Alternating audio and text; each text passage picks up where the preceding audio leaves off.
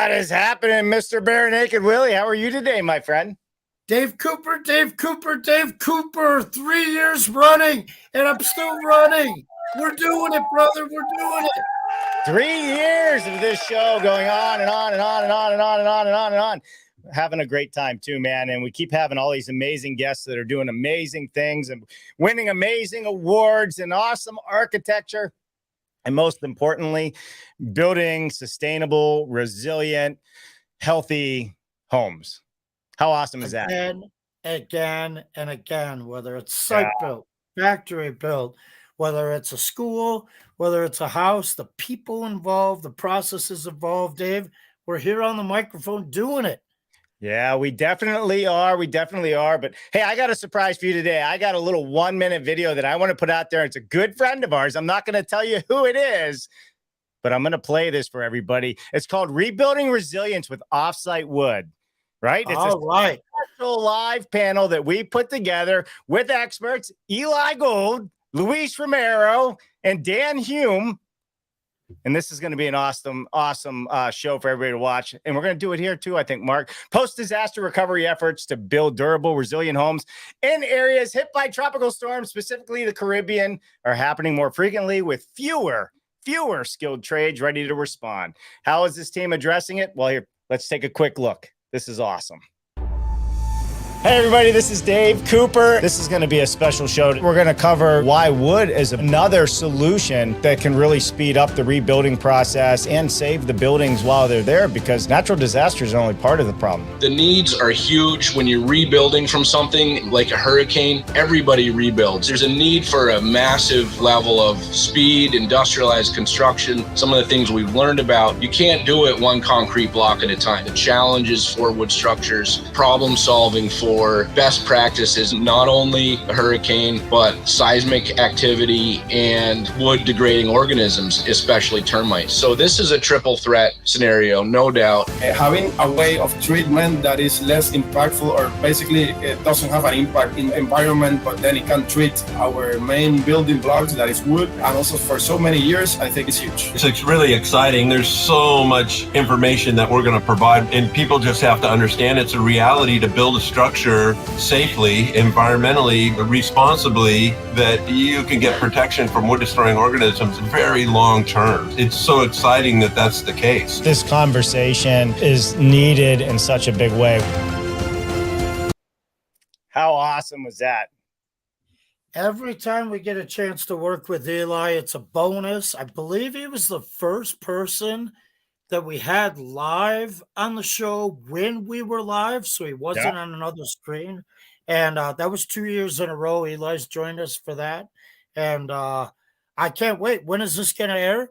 Well, we're going to talk about that there, Mr. Mark Willie. All right. Yep. Nope. We just finished doing some episodes with them, and I wanted it to be a surprise because I know how much you like Eli. In fact, you like him so much, you brought him in at some of the trade shows when you saw him, some surprise visits. And I think everybody that we're going to have on today should know who Eli is as well. He's doing amazing things around the world. But we got our regular show to get to here as well. So that was just a teaser of what's to come today. Why don't we kick this off? Why don't we bring in our good friend, you go ahead and say it, Mark, Shannon Pendleton of Sanderson Sustainable Design. Happy anniversary! Hey, Shannon, good to see 3 you. years and still running. I absolutely am thrilled for you guys. You've brought so much content to everybody for so long, and even including today. Amazing video, great mission. Yeah. So happy to be here. Well, it's amazing to have you back. It's amazing to have you standing in one of the most historical post offices in the United States, and I'll let you tell that. But this is our 3rd year, and rain, snow, or sickness, we have never missed a Friday in 3 years. Never missed a Friday. Not always the easiest thing to do. We always had some hiccups here and there, but man, we have a lot of fun doing it. So I want to give a big thank you to you, Mark, for all your dedication. He brings on some of the best people around the world. So I think this is going to be great. And today is no different. And when we're giving thanks for the 3 years, everyone out there connect and thank Jennifer Cooper, because she's killing it every week. So Dave and I can sit there and join you folks. Love it. Love it. All right, Shannon. So what's so historic about the coffee you're drinking? Well, I am in Lumberville, Pennsylvania, which is right along the Delaware River, pretty much smack dab between New York and Philadelphia. It's one of the oldest lumber yards in the world. The Tinsman family has run it for generations. And they are great, and you can get everything you need from them outside of lumber, inside of lumber. We've got the canal right here, the old train line, and we even have a historic Roebling walking bridge over to the island.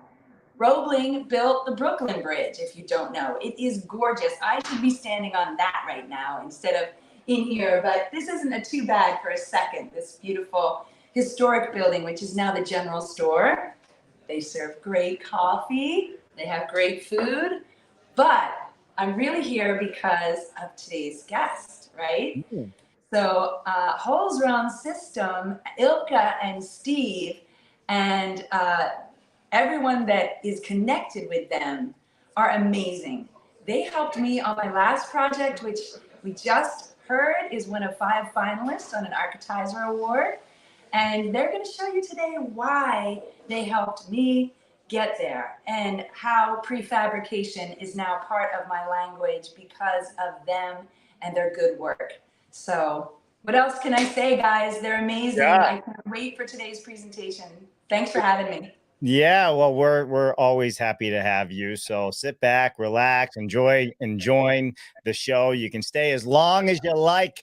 You're here with us for the duration, unless you got something else to do, which is fine too. All right, what do you think, Mark? You got something to say? I can see it. I do. Dave reads my mind. He reads my eyes. He reads my body language. So if the folks are on LinkedIn, right, in the comment section, there is a link.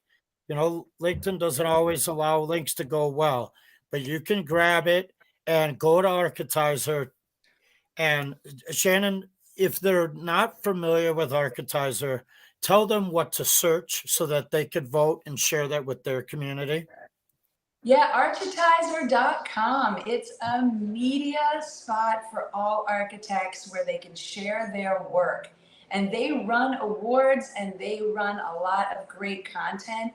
And right now, they're having their A+ awards. So we are in the multifamily sustainable new category, and you can vote for us by clicking on the link that Mark is sharing. And we thank you because there's a huge team that was part of this project, and all their logos are on the bottom of that image on LinkedIn. You can go to my LinkedIn, Shannon Pendleton, and see it. You can go to Mark's and see it. And we are just so excited if you'll vote for us. We're just so humbled by the ability to even be there, you know. Awesome. It is exciting. And the folks probably remember in our first year here, you guys were all on and you covered this incredible Silver Green project. So after this show, I'll repost that show with the links so that everyone who didn't watch it before, go back and watch that on the YouTube. I will post it for you. Thank you. Look at that place. That is awesome. So we have happy tenants living in there. Are you ready for the surprise? We got more surprises? We do. Well, let's bring it on then if we got a surprise. Let me see. Ryan, how are you, Ryan? Pretty good. Happy to be the surprise again, the second surprise, and surprised that I'm on the 3-year, the 3-year celebration show. So that's pretty cool. Yeah, thank you. Yeah, I guess my job is to talk about Ilka and her amazing experience and how this is going to be a short intro because I think she doesn't really need an introduction. But that I went back in the archives and realized that it's been over 10 years since Ilka started looking at Passive House and doing Passive House type projects, and CPHC training was over 10 years ago now. And her and I and Steve and kind of a whole group of us have been working and talking about building science projects since 2016 together. So I think it's really awesome, all the things that they're doing with Holes Around Systems, and looking forward to a great presentation today from Ilka and Steve. That's awesome. Ryan, we appreciate you coming on and sharing that. Just real quick, tell everybody what you do. Just real quick, just the overview. Why is Ryan on here, and why does he know Ilka? We just want to know. Ryan does everything. So we'll go even back further than 10 years in time. And in 2009 to 2013, I was a certification manager at FIAS, looking at all the projects that were coming in. And through that, I started teaching CPHC trainings. And that's where I've met quite a few people in the passive house world. And, since that time, really 2009, I've been exclusively building and doing energy modeling and CPHC work on passive house projects. And then, I have another life, which is today. You can sort of see in my background. I also teach architecture at Washington University in St. Louis. And so you see some models and different things in the background here, but that's kind of my other job when I'm not doing passive house consulting work. Well, we love it. Ryan, are you sticking around with us, or you got to get back to work? It's up to you. We're here for you. I'll probably stick around. Yeah. Yeah, good. All right. Shall we get to it then? We have some other guests to bring in. Let's bring in Ilka. Let's bring in Steve Hessler. Hello, Ilka and Steve. How are you? Good. Hi. I'm pretty honored too to be here on the 3-year anniversary. Congratulations. Thank you. And thanks, Ryan, for the introduction. You're definitely a surprise to me too today. I didn't know that you were going to do that. Surprise. And I guess the question about why you're here, I guess it's just because you're just awesome. And I always describe you as my passive house and woofy therapist, actually, because for the last 10 years, actually, whenever I freak out and don't know how the hell I would model something, I just send you a text or just call you up and you just calm me down right away, which is awesome. Thank you so much for doing that. Yeah, I really appreciate it. Awesome. That's a beautiful thing, right? When we have those folks. And for the people watching that don't know what a CPHC is, it's a certified passive house consultant.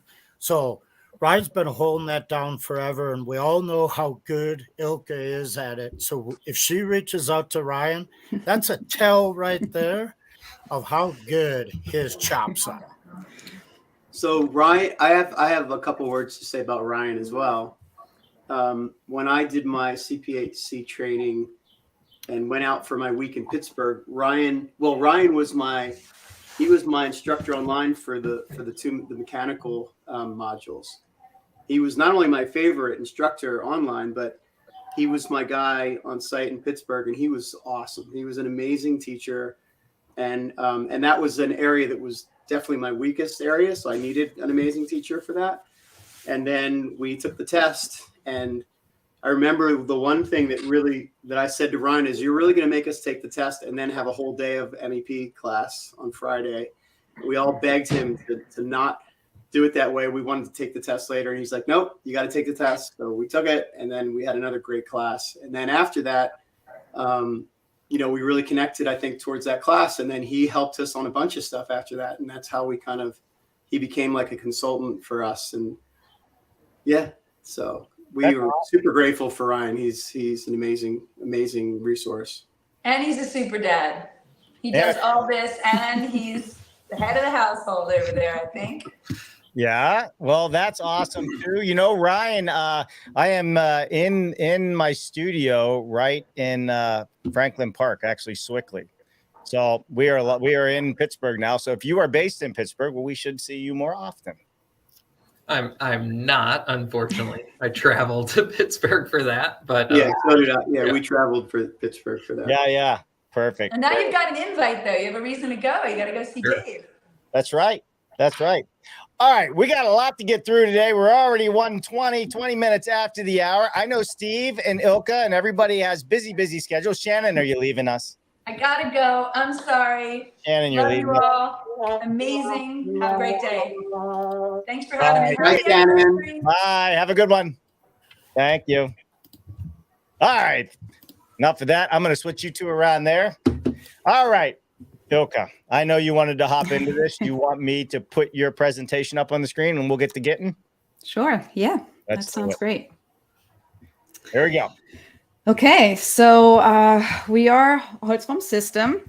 And what I'm going to do is to give basically a very quick, or I try to be very quick overview of what we do.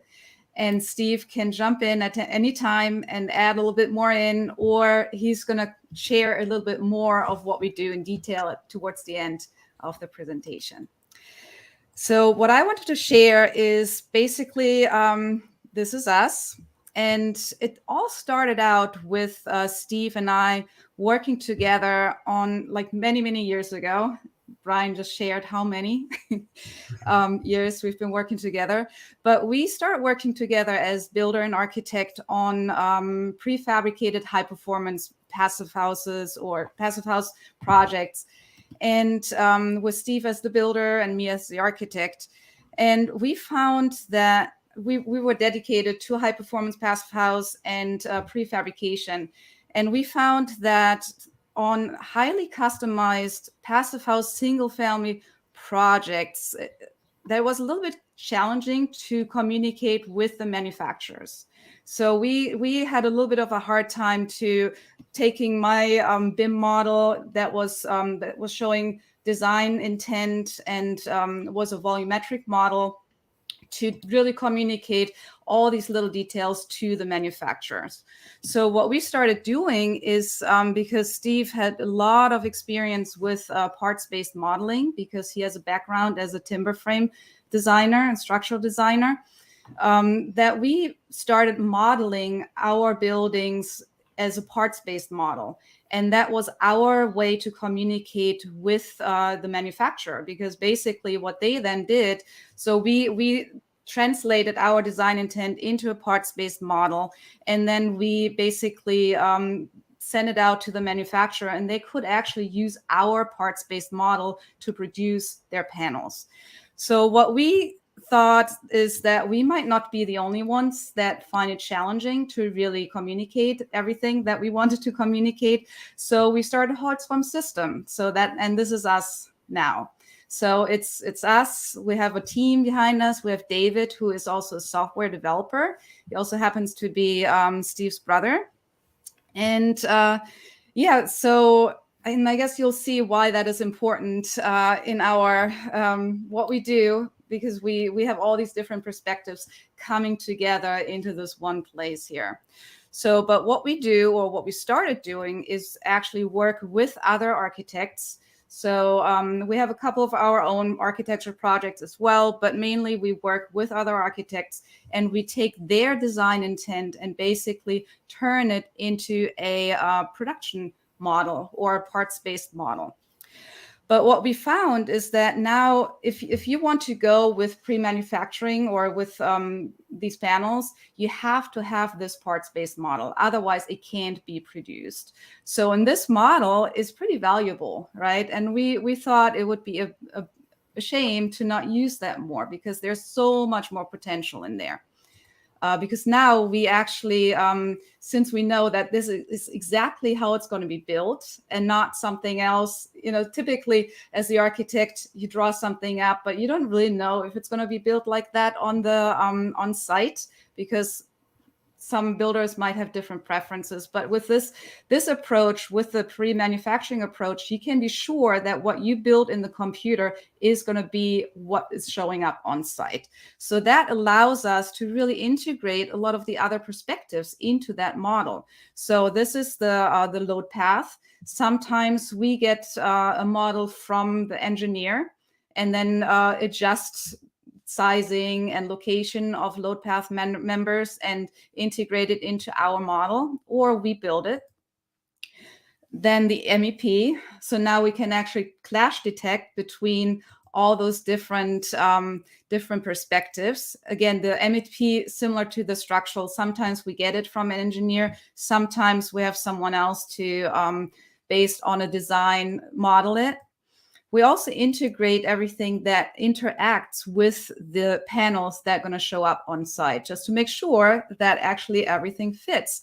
So we integrate the foundation work into the model, and then we can actually export out our drawings to the concrete contractor, so that they actually have very, very concrete dimensions. So at that point, we start clash detecting all these different perspectives. And in this case, this is an example of a building which is a hybrid between light framed wall panels and CLT roof and floor panels. So we can integrate different ways of construction as well, because we set up, I forgot to say, we call this a single integrated manufacturing model.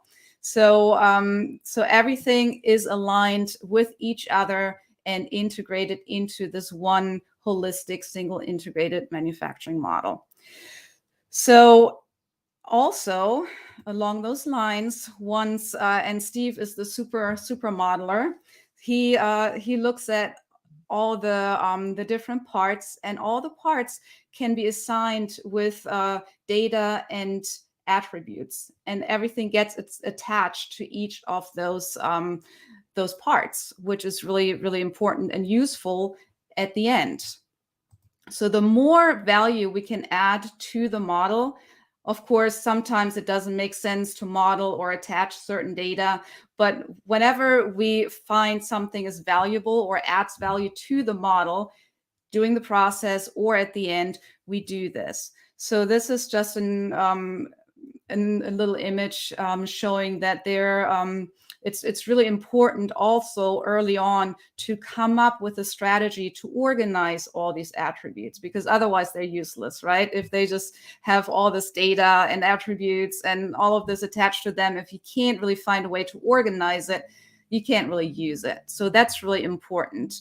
And Steve has figured out a really, really good way to organize the data, and can actually teach that to Sid and Emily, who are working with us, to really align all the different models that we set up, so that it's easy to learn, but it's also easy to for Steve to jump in and really understand the project and the model really, really quickly. And these are the outputs. So you can see this is quite different than an output from a BIM model. So we work with Vectorworks, but Revit is the same. And this is not Revit or Vectorworks, this is CAD work. But for architecture documentation, BIM is great. But for manufacturing, not so much, because this is what we need. This is what the manufacturer needs to really get in and produce, right? So in a way, we find that with the SIM model, because all these perspectives are usually so siloed, right? So we find that with the SIM model, we're actually taking away a little bit of a blindfold, and we make people talk to each other about the same thing and not just parts of the same thing. And this is how we would describe our design process, where we have a bunch of inputs from different sources. We have this design to fabrication process where we're aligning all these different inputs and perspectives, and then we can actually feed out these outputs and make them very, very valuable to every one of the team members.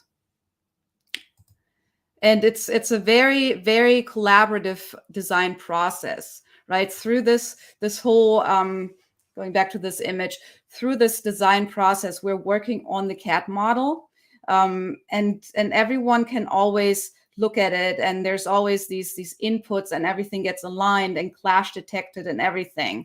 And then at the end, or actually even doing the design process, we found it really, really important that not only we have access to that model. So what happens is, since we started taking on those yeah, basically we become the cat herders. we're collecting all the information and we put this all into these models. And what's important is that we have a place where we can actually collect all that information and where we can share that information. And that's why we came up with a software that David has been developing for us, and that is called Catch. So, and through Catch, this is one important thing that we wanted to pursue, is since we have so many different team members, and on every project we have a different team. So that is, I guess on a side note, that is our way of scaling up, because we can work across the country basically, but every time we have a different project, we have different team members that we have to align, that we have to communicate with, and that needs to really have access to the information and the information that we are creating. So with Catch, we are basically making all that information available through a cloud-based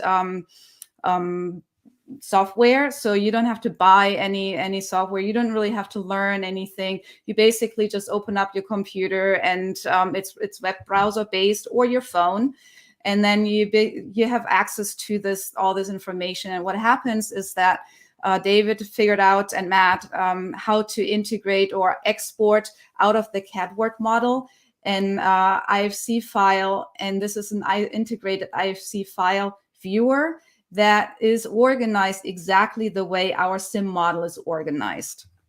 So, and this is basically what it looks like. And yeah, you can click on different attributes and they highlight. You can visualize them, you can turn them off.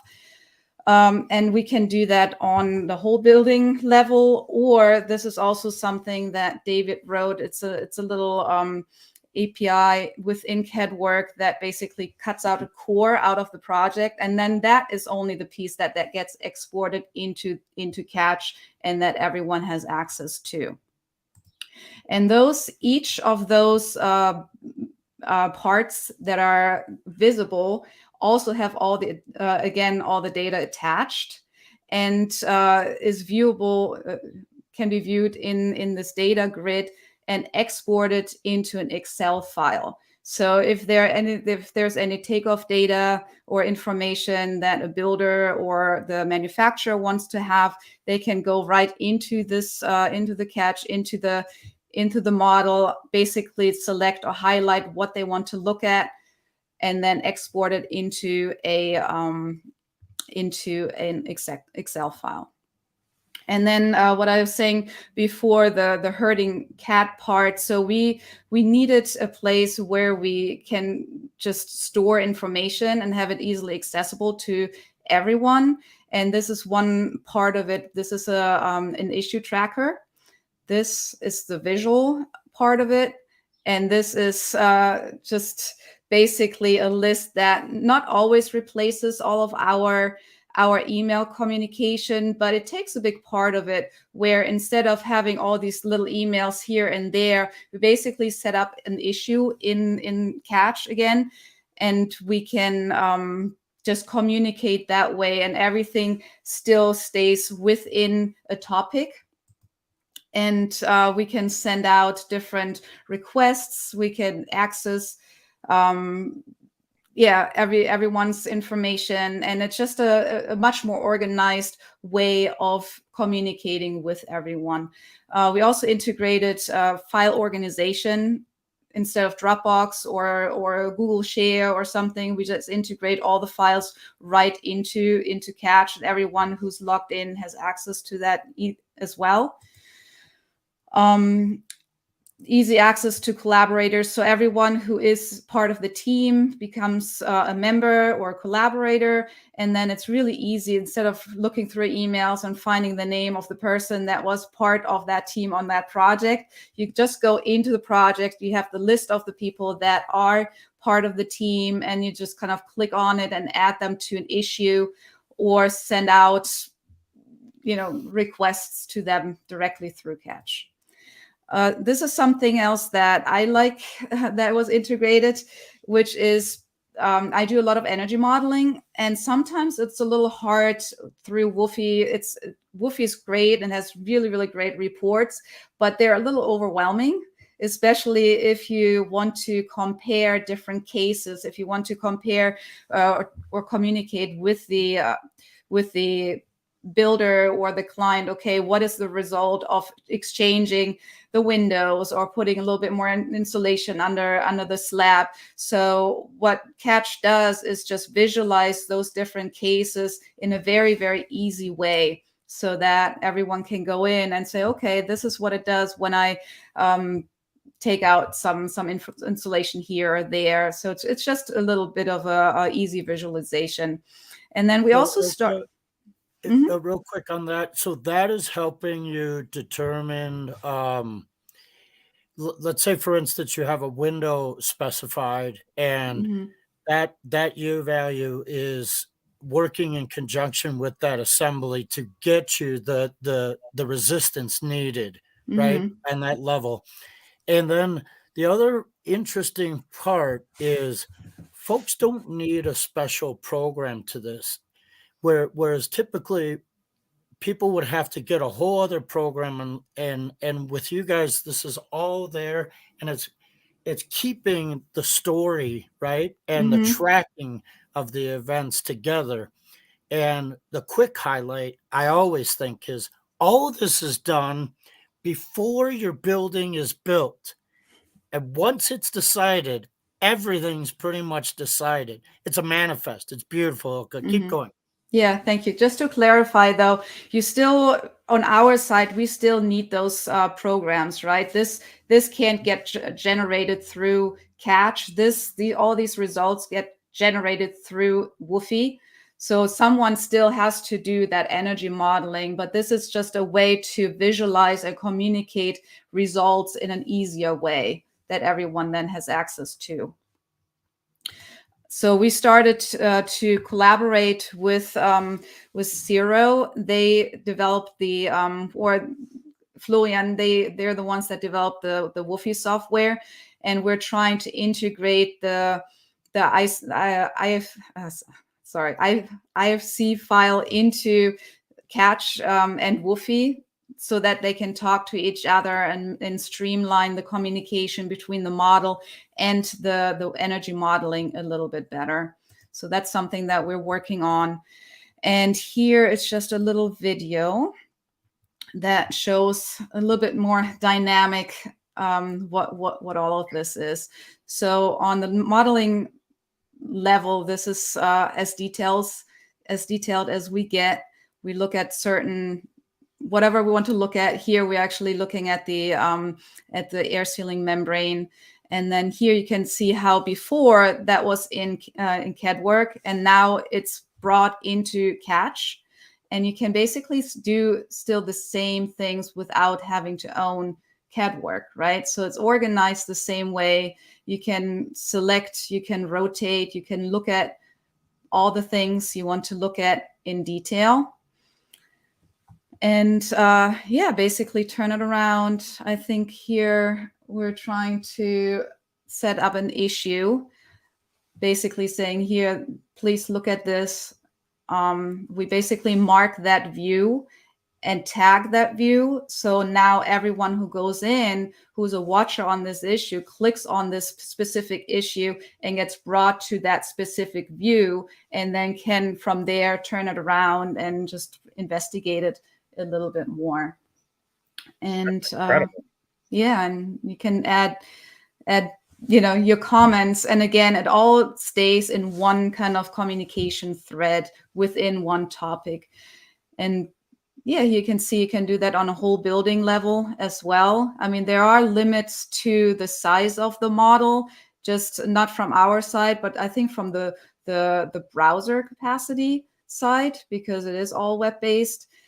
So sometimes if the model gets too big, it makes sense to maybe just look at these partial parts of the building, or just different layers. Maybe you only want to look at the interaction between the fasteners and the CLT, or whatever you want to look at. And here we can see how all those fasteners or screws and hangers get exported into that Excel file, and now it could just be ordered right from there. So yeah, that was the overview. I hope it was quick enough. Yeah, quick enough. I can't get enough of it, I think, is more the point. Like I'm just, you know what? I just think the way it's color coded, I think the way you can zoom in, but the sheer fact that you can screenshot basically is what you're doing in an area that you want team members that are responsible for those areas to look at. That to me is the ultimate communication right there. That's great. Love it. Yeah, show over. Nothing more there. How do we all buy it? Well, it's not. Well, I don't know. Yeah, Steve, do you want to answer that? And Steve actually has a little bit more to show. All right, let's see it, Steve. What do you got? You want me to pull your presentation up? I can just, I have a model I'm working, and I can show you a couple things we're working on.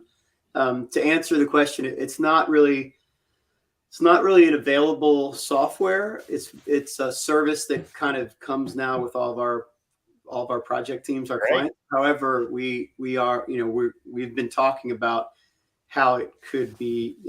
I think when it gets to a certain point, it seems likely, I just don't know when, but at some point it seems likely that if we think that it could, add value to people that are outside, because we have a fairly specific workflow.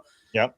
So we've been developing it around our workflow, but we think there's going to be a point where we'll kind of cross enough hurdles that we could think about bringing it out to other teams. So that's right. I'll just hire you, and you can work it around my workflow. That's what I feel. There you go. Yeah, great. Sounds good. You're not busy enough. Now you're busier. Perfect. Yeah. All right. You want me to share your screen, Steve? Yeah, I hope it's the right one. We'll see. Oh, no. Can I share another screen? Yeah, just there you go. Take it out and just go back to the one you want. Share screen. By the way, Ilka, you are such a great presenter when it comes to, when you're talking about these things, because you're very detailed and precise about it, right? There's not a whole lot of ums and ahs and trying to fuddle around. So that was very well done. Thank you. Thank you. So I'm not gonna take long. I'm just giving you a little window. We have a bunch of projects happening right now at the same time, but this one we've been working on for a while, and it's in production. So I thought it might be kind of interesting to see what that means from our side. So this is a 10,000 square foot certified crazy passive house in New Jersey. And there was another project that we did that had a timber frame and kind of a workshop building for the same client on site. This one is the house, and we've been working on it for a long time, but we're finally very happy that we're actually in wall production. Wow. So this is just sort of gives you an idea of what the building looks like right before production or during production. So all the MEP is in there. There's still a couple of issues that we're hashing out, which is never, that comfortable. When you're in production, you still have a couple of issues, but there's only one little spot back here at the connector where we had to jump across some structural framing that we're working out. But essentially, there's a fairly complex load path in the building. Everything else is tight. It's all tight. All the walls, panels are 100%, and we're in production. So I wanted to show you that just so you have an overview of the building. And then if I exit the section cut, I'll show you just the exterior walls. So there's roof panels in this project as well. I'll show you real quickly the roof panels. So if I just look at the roof panels, let me turn off that grid there. So this is the roof geometry. So you can see that it can get pretty crazy. So yeah, this is definitely like a fairly nuts kind of roof geometry to panelize, but That's our job. And so we've got the roof panels, but we're not going in production on those for another week or two. But in the walls, if we look at just the exterior wall panels, there's about 90 some panels. We're on the first level. The second level is going to be totally crazy because of all the roof geometry that drives those crazy walls. But on the first floor walls, they look Hey, something Steve, like those are a few of them. And actually what I'll do is I'll show you what it looks like. If we turn on all those exterior walls, we can cycle through those and you can see what it kind of looks like when we're going through the walls and we want to just kind of take a last glance at them. We can cycle through them like individually and make sure all the fasteners are where they want to be. And I'm going to show you in a second the control layers that we build in, like the leaders and jumpers. But this is kind of what it looks like. Hey, Steve. Yeah. That's the part that I also like you to talk about, because while this is amazing also for the manufacturers, right, and truly a pre-inventory selection, all of your processes are have air control layers. You guys are looking out for what's going on with the vapor and how you're managing that, as well as making sure that you don't have thermal bridges, right? You got it. Yeah, I can talk about that. Those are like always a part of what Ilka brings in as a CPHC, as well as Holstrom, when you're working on getting these panels for a project before it begins. All of those systems are integrated. Yep, you got it. So I'll talk through that real quick. This is a good example, but every single wall panel looks a little different. So that's why there's a lot of complexity to it. But the way I like to think of it is, if you're going to build our wall, which is, I think, one of the better vapor open high performance walls available, and we designed it, but we don't manufacture it. We have 3 partners now that manufacture it in different parts of the country. But the thing about the wall is it's great, but it would kind of hurt to do this in the field. And so that's a value right there of going with the panelized, because to be honest, you can get a better wall a lot of times, not just in precision, but literally in the layers. So this wall has, this is on the inside. It's got the 2.5-inch service cavity, and then it's got the air barrier and structural sheathing and vapor retarder, which is zip sheathing. So that's taped in the factory. Mm-hmm. In this case, we used a level band gasket from Rotoblas, which is continues air tightness. There'll be a tape joint right there from the zip to the top plate, and then it'll tape to the level band, and then the level band provides air tightness to the bottom of the roof panel. And then from that point, on the outside, we have a 2x8 service cavity with hemp or cellulose. And then we have the wood fiber insulation, which, Mark, we love. So that's 2 3/8 wood fiber insulation from either Styco or Gutex.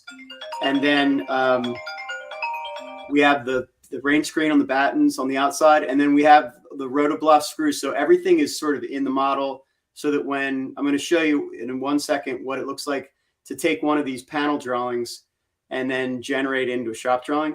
But the WRB is also part of the panel production. So that comes. And so all these little flaps, they're all unique to the condition of what's the next panel.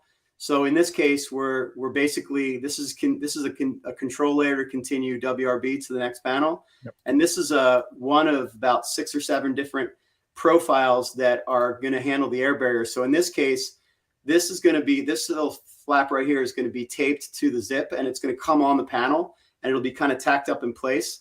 And then when they install it, it'll drop down across the deck, and then right down here. And in this case, we have the deck overlaps the LVL a little bit. So it'll roll back in, and then it leaves this flap left for on-site to be taped to the band board.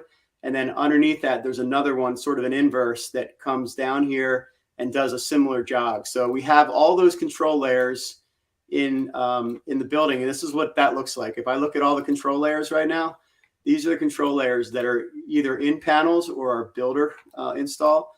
The red ones right now are all builder install, but they're mapped out for everybody. So the idea is they're all sequenced. They're either in the panel or they're called out as to when they have to occur. And just like Ilka talked about with the data, these are treated exactly the same way. So they have sequence, and like this panel, this piece, the factory, the builder, anybody that has a free CADWork license to view and not edit can get all this data as well. And you can get it in Catch. So basically, I know right now that I know what it is, and I know what panel it goes to, and I know what kind of sequence it goes to. So that's kind of how that works with the panels. And then the one last thing I was just going to show you is what does that mean? Well, there's two things we do for New Energy Works. We create machine files for every single wall panel. So we give them 2 files. So if I was looking at like one of these wall panels, we generate a machine file that first gives them, it's like a cut list. So all the different SPF pieces, including the battens, the studs, the headers, all that stuff. And not just SPF, but also like LVL. We give them a machine file that lets them use their CNC machine to cut 90-degree compound angle, any cuts that come into those parts. And then they have a kit of parts for the wall. And then the other machine file is for their bridge for nailing. So it mostly handles nailing the sheathing. The sheathing to the frame. But we'll be moving in. We used to do it with Blueprint Robotics, and I'm pretty sure with New Energy Works, we'll be moving into the stage where they can actually route out some of their openings and things like that. Mm. And then the other thing we get from this model, and I'm almost done, is something that looks like this. And right now, Emily's helping me dimension. We're jammed up because we need to get these things over to them. But basically, these 5, you can see there's 5 sheets here. So there's 5 layers, sheets that they get for every single wall panel. And like I said, there's about 90 some in this building. Steve, and you're not sharing the right. Oh, sorry. Screen. Yeah. I can fix that, I think. So I stop. And now I share. Share.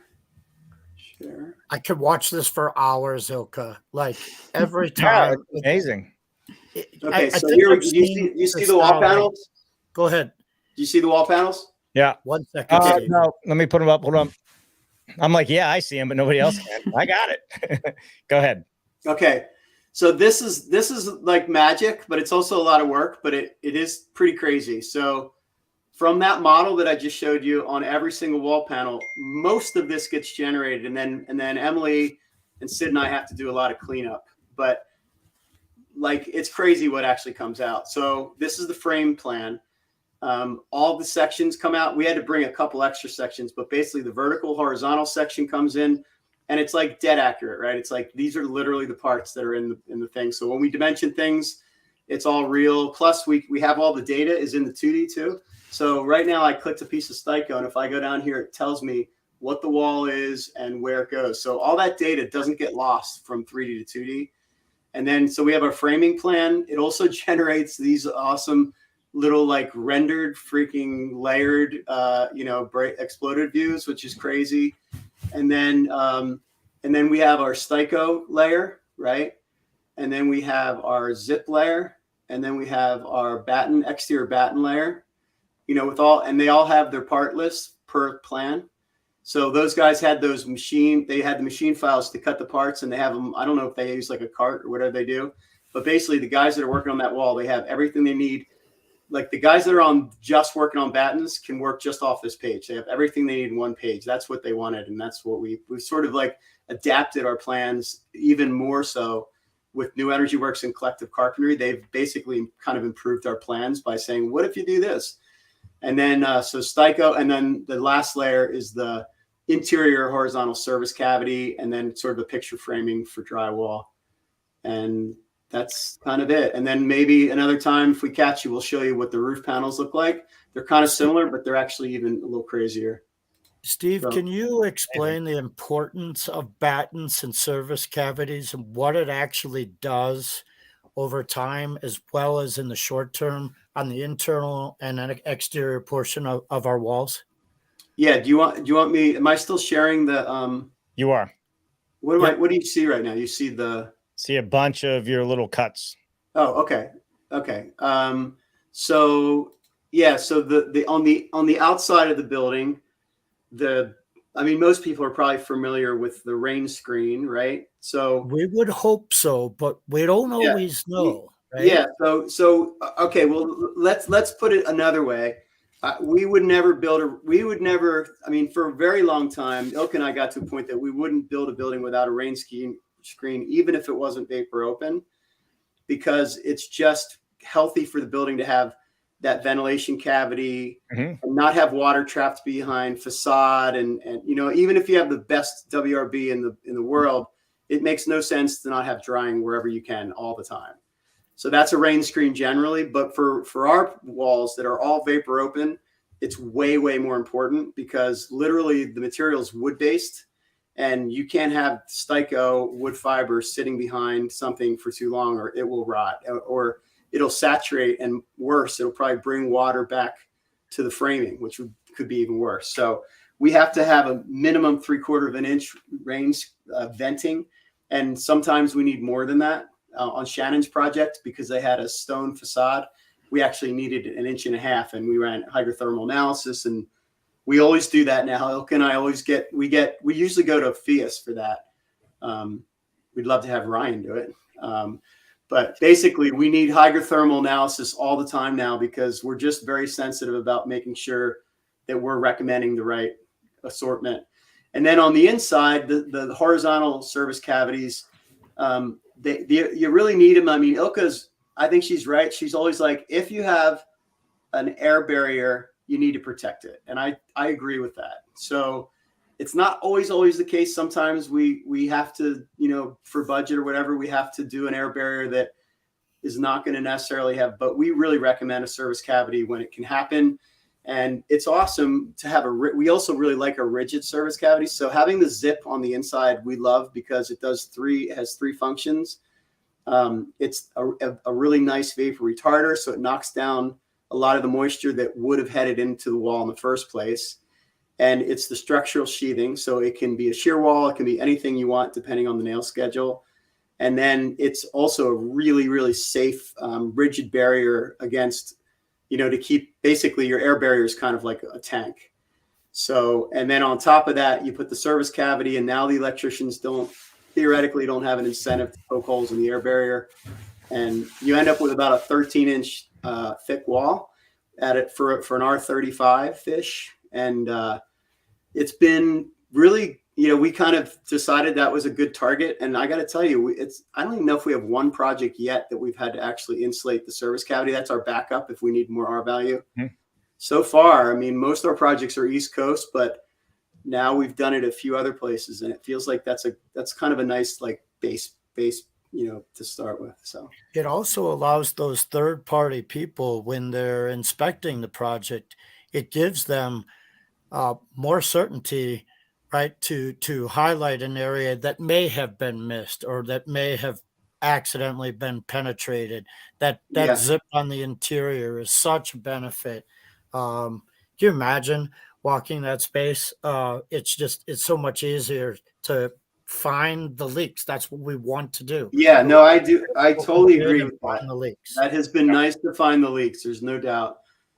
So we have to be careful though about where the service cavity goes. So I mean, if you actually looked, there's a lot of held back battens on the inside because you got to have room for tape. So that actually becomes a bit of a puzzle too, right? Is like, the worst thing that could happen is you get all these panels out there and you've made it a nightmare for people to tape. And then if they start pulling off battens off of your air barrier, that's sketchy, so it's not that there's not some risk here. I mean, that's why I can't imagine doing this really by hand.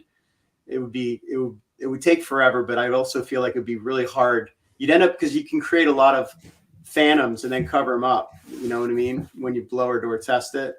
And the one thing I was also going to say is that Ilka and I learned early on from Blueprint Robotics is that when we blower door test these buildings, we recommend that you just go to 100 Pascal. And so you really over pressurize it and it makes it go really fast. And because, like you said, you can really get access to most everything on the zip. Mm-hmm. It's a fairly user-friendly, I think, approach for chasing the air phantom. Who's building? I've never found collaboration, sequencing, and verification more open and more available than with what you guys bring forward from SIM and from your panel partners and from your site installers. Really mind-blowing. This is not the future, folks. This is happening project after project. They're right there in front of you. Just call them. Who you got? It might not be the future for too long because we're exhausted. Yeah, We're counting on Emily and Sid to give us a little relief, and they're doing it right now. That's also happening, and so hopefully that's going to keep going. But yeah, no, it's great. We love it. We're grateful. So who is Blueprint still your partner for building these, or are you guys?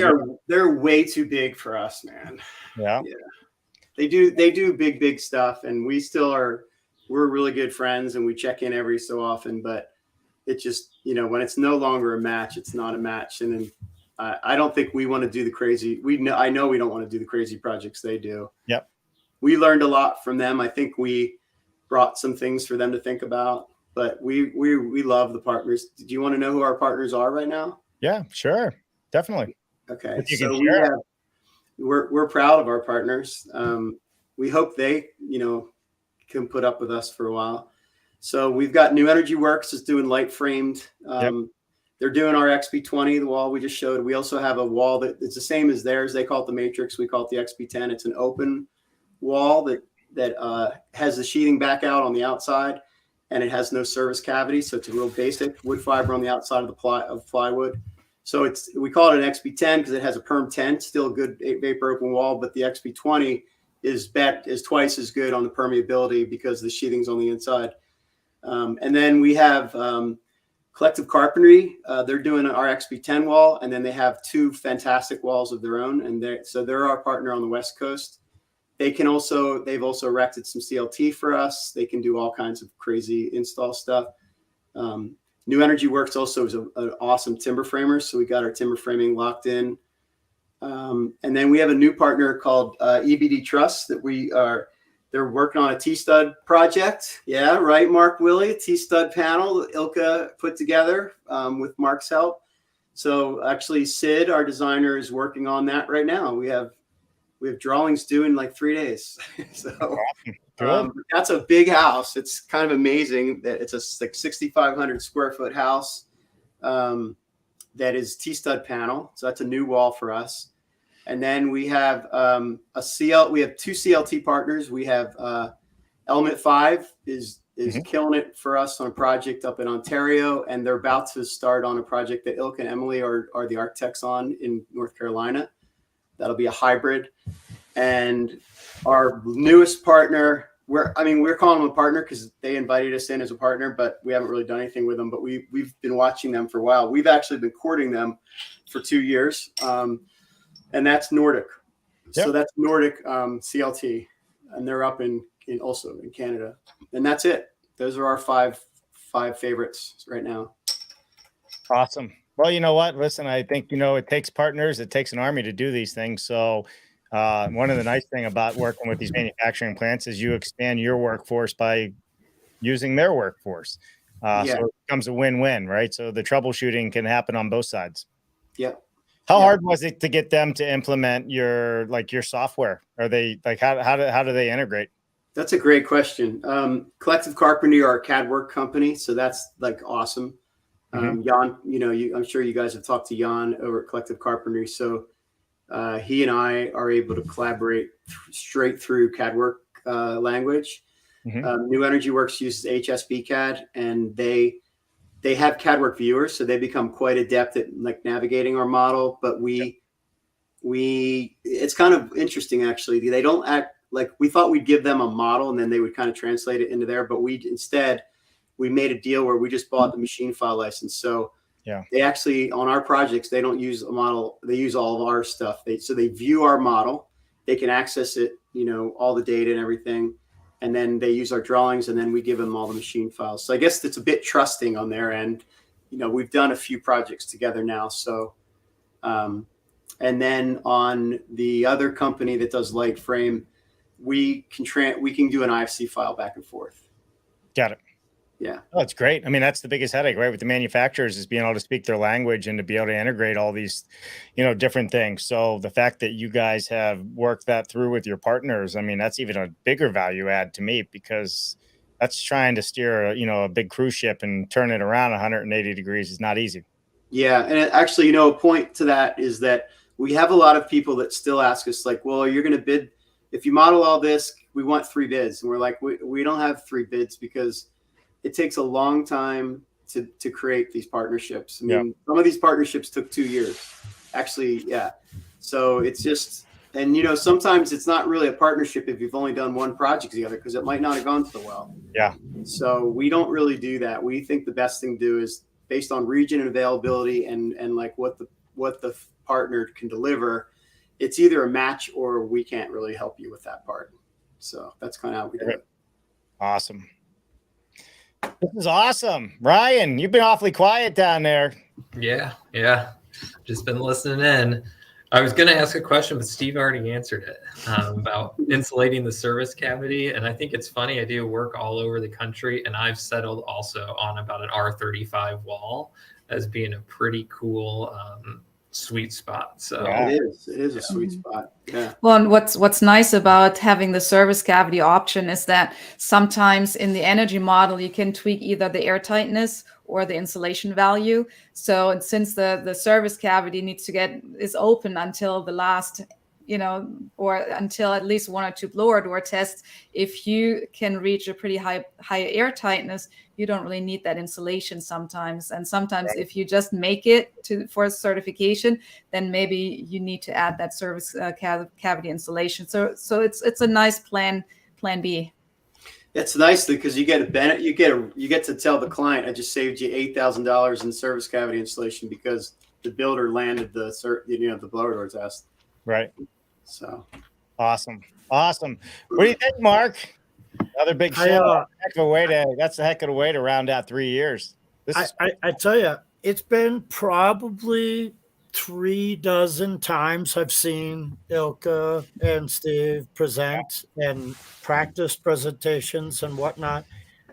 Every time it's better. You guys are always adding.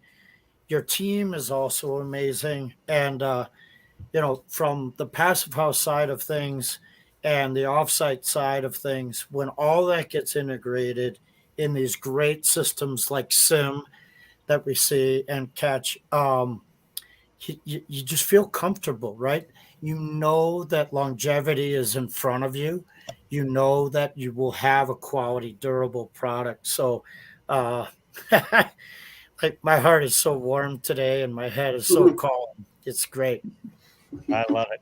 Well, listen, we're going to round it out there. I think we took up more time than Steve and Ilka was even prepping for today. We're already 10 after 2. That's how much fun we always have on this show.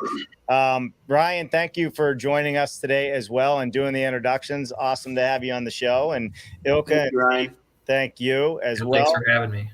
For the rest of you out there, that's right. This Monday, Garrison Wynn, safety expert. We're going to be talking about safety and mental health. And he's not just a safety expert. He is world renowned. He is a keynote speaker, and he talks to all the Fortune 500 manufacturers out there. He's a lot of fun, and he's an ex-comedian. So it makes it even better. So that's going to be a great show. And this Wednesday coming up, we got Structo Soft Solutions coming on. So join us for that. Brandon Ionata is going to be with us. So if you're into the Structo Soft software, this is the show for you. Mark, what do we got coming up next week that we should be looking for?